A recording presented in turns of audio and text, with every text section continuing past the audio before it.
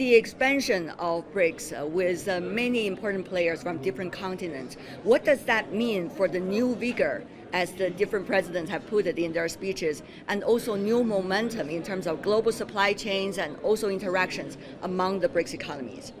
The expansion of BRICS, which is more than doubling the number of members, has a number of positive effects.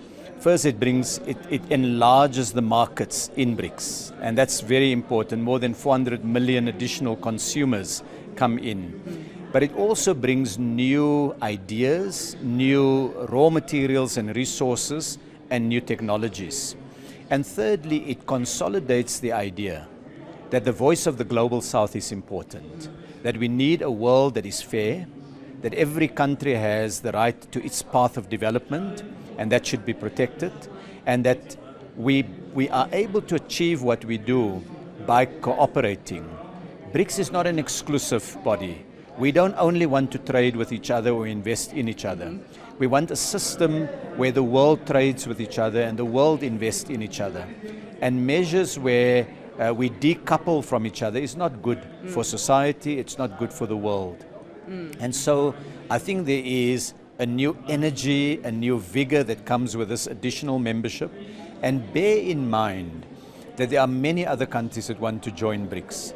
And within one bite, we were only able to deal with 6 countries, but BRICS will no doubt be receiving many more expressions of interest and membership applications. And I know that, that BRICS will grow both in size but also in influence. Looking at these 6 new members, a lot of them are energy intensive countries, at least originally, UAE, Saudi Arabia, and also even some of the Latin American countries. So how do you see on the global supply chain, the BRICS countries can better cooperate with one another? And if there were cases like further disruption of global supply chain, how can the economies support one another?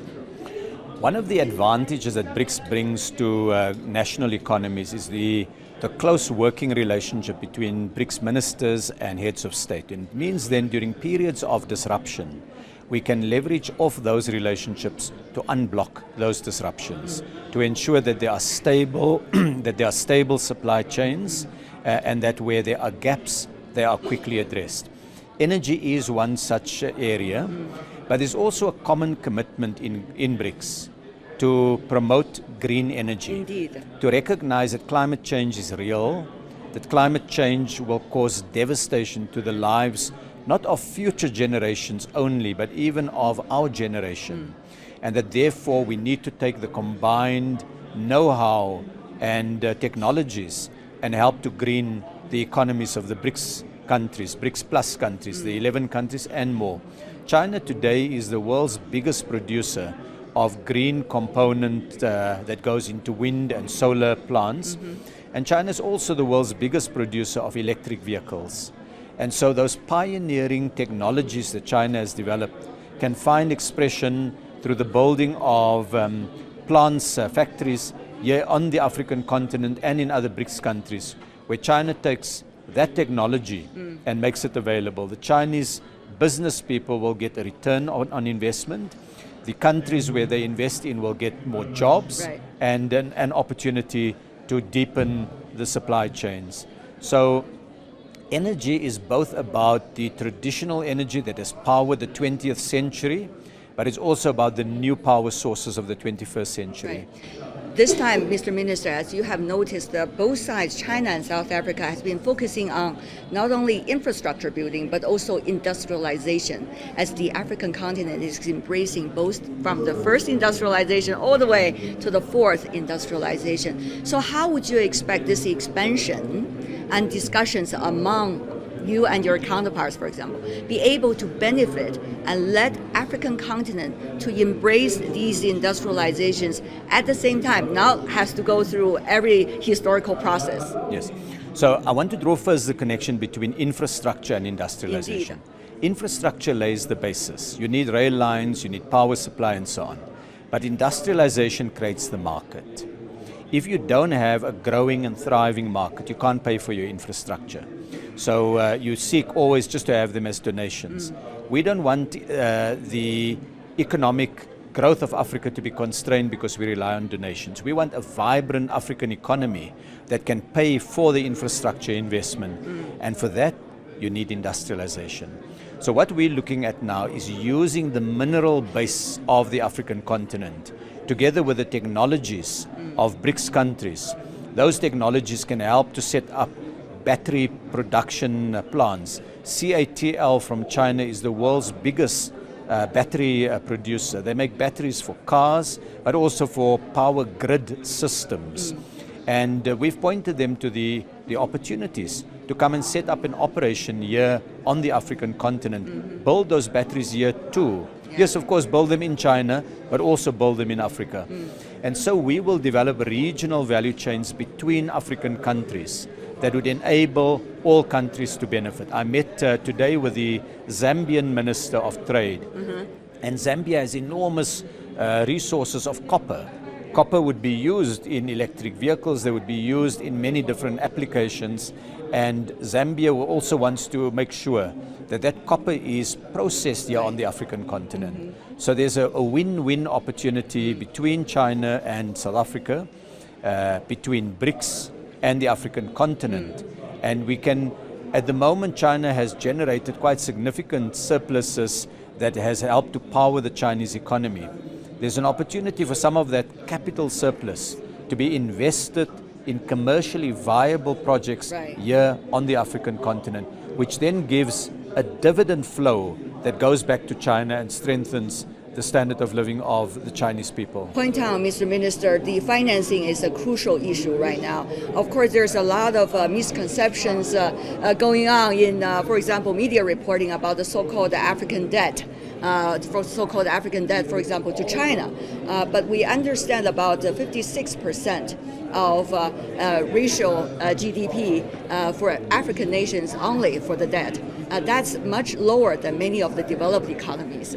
And meanwhile, three quarters of those debts are to international financial institutions rather to other single economies such as China. So how do you see, the misconceptions that people have about the so-called African debt trap, and also the urgent need and right understanding of financing for Africa, including, of course, South Africa? Yes. Yeah. So I trace the challenge of development and debt to the end of the Second World War. When the Bretton Woods institutions were set up, the World Bank and the IMF, the voices of the Global South was quite weak. And so the shareholding in those institutions and the level of support that the IMF and the World Bank has given African countries has been, first of all, too low, secondly, too expensive, and thirdly, with too many conditions. What Africa needs is productive investment. More than debt, it needs productive investment, where companies invest in a factory that makes profit and that can sell its goods. And so that's the industrialization part. So I don't think we can, that it is an appropriate thing to blame a country for the debt challenges. It's an underdevelopment trap that African countries have not emerged from at the end of colonialism. We saw, even though many African countries got political freedom, the economic chains were still there. And we want to break those chains. We want to work very collaboratively with everybody. We want to work with the European Union and the United Kingdom. We want to work with the United States, with China, with India, with Indonesia. The private sector as well, all the stakeholders. Exactly.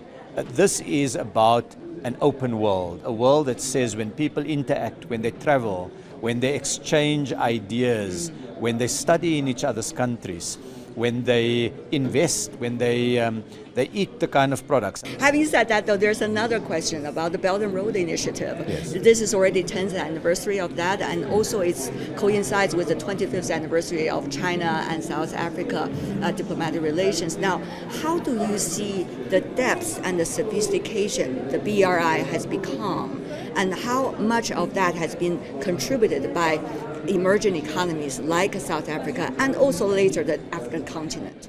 So as I see the Belt and Road Initiative, it's really an attempt to build the transport and logistic infrastructure to enable trade, tourism, friendship, investment. And all of those are important. We all need to have connections with each other. In the old days, the Silk Road was a major moment where different parts of the world could trade with each other. Today, it's not only the Eurasian landmass where the original Silk Road was. The world has become more diversified. All parts of the world is now connected. And an initiative like the Belt and Road Initiative can help to connect people. And developing countries can benefit from easier access to markets. We want to get into the Chinese market. We want to sell our manufactured products there. We want to sell, in South Africa we produce, for example, something with red meat. It's a dried red meat. It's called biltong. It is so tasty. I tasted that. You've tasted that. Very good. And is it very good? Yeah, it is. There I'm are, not doing commercials for South Africa. Well, yeah. 1.4 billion Chinese people have not yet been exposed to it.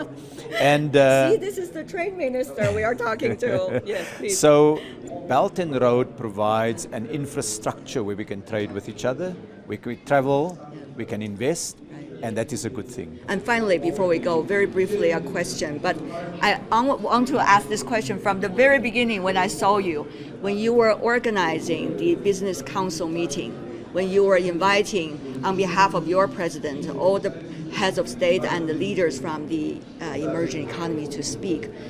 I always wonder how we emerging economies can serve as a bridge, and you are a crystallization of that, Mr. Minister. So how do you see we can be each other's bridges? I think it can happen through both technical cooperation, but also openness to each other, to learn from each other, to contribute to each other's welfare, and to defend the global trading system. When one country is cut out of the global trading system, it damages the entire global trading system. So the bridge, we want to build a bridge with Europe, we want to build a bridge with the United States, we want to build a bridge with China and India. We all need to be bridge builders because we are all human beings. We're one species. Whether my skin is brown or my skin is lighter, it doesn't matter.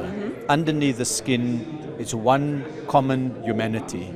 And that humanity finds expression when people collaborate with each other. Different cultures, different languages, but one common humanity.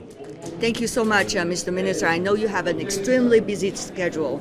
Thank you for taking your time and sharing your thoughts with our audience in China and beyond. Appreciate it. Thank you very much. All and the best, enjoy the sir. rest of the time in South Africa. Oh, absolutely. Thank you, sir.